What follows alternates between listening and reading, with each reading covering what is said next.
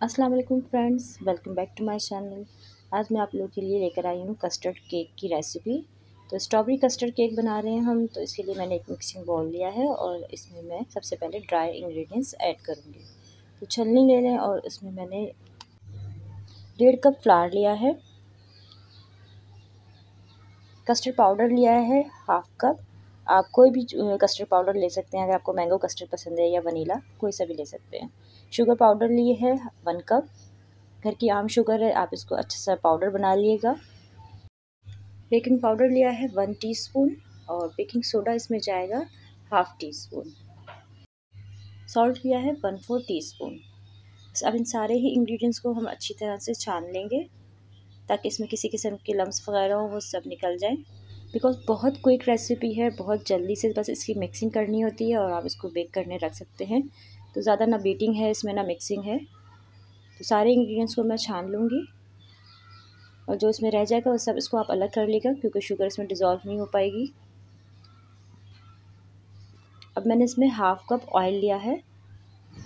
Oil को इसमें mix करेंगे और नीम गर्म दूध से हमें इसका बैटर बनाना है।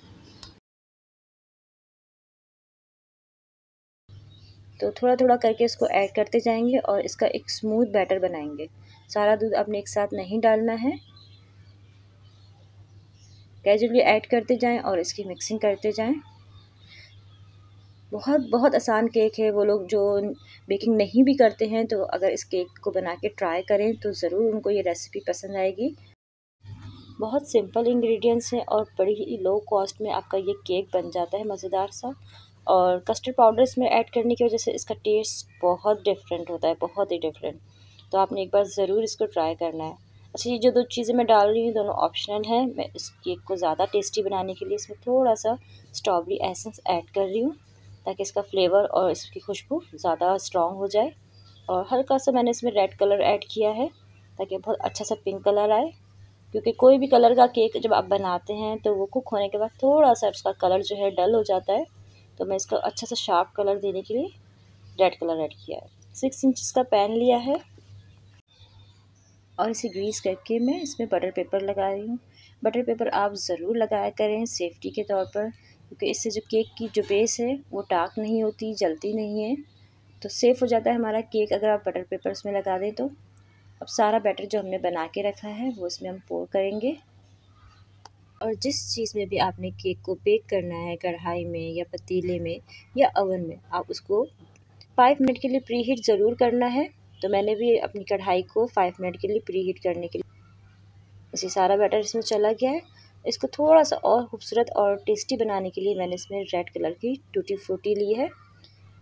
अगर आपको पसंद है टूटी फ्रूटी या कोई ड्राई फ्रूट्स वगैरह तो आप इसके ऊपर डालिएगा तो बहुत खूबसूरत भी लगेगा। और थोड़ा सा तो मैंने टूटी फ्रूटी डाली है रेड कलर की, अच्छा सा कॉम्बिनेशन कलर देने के लिए।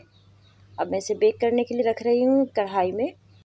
30 to 35 मिनट के लिए हमें केक को बेक करना है, चाहे आप ओवन में करें या पतीली में करें, दोनों में सेम टाइमिंग रहेगी।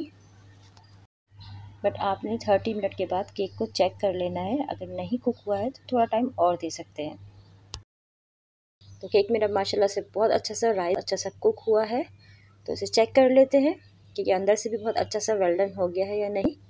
तो केक मेरा बहुत अच्छे से कुक हो गया है, बिल्कुल क्लीन निकली है। कर लेते हैं थोड़ा सा ठंडा करने के बाद, फ़ौरन नहीं निकालूंगी।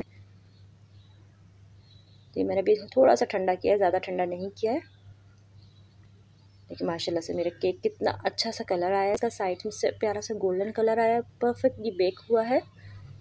और बगैर ओवन के केक रेडी किया है। इसका बटर पेपर रिमूव कर लेते ताकि आपको नीचे से भी दिखा सके कि केक किस तरह से। देखिए माशाल्लाह से कितना अच्छा गोल्डन कलर आया है। बस इससे ज़्यादा आप इसको बेक करें केक जो है हमारा जल जाएगा। तो आप देख सकते हैं माशाल्लाह से बगैर ओवन के भी हम कितना मज़ेदार सा केक अपने घर में बना सकते हैं। तो रेसिपी पसंद आए तो लाइक ज़रूर करिएगा। Thanks for watching. अल्लाह हाफिज़।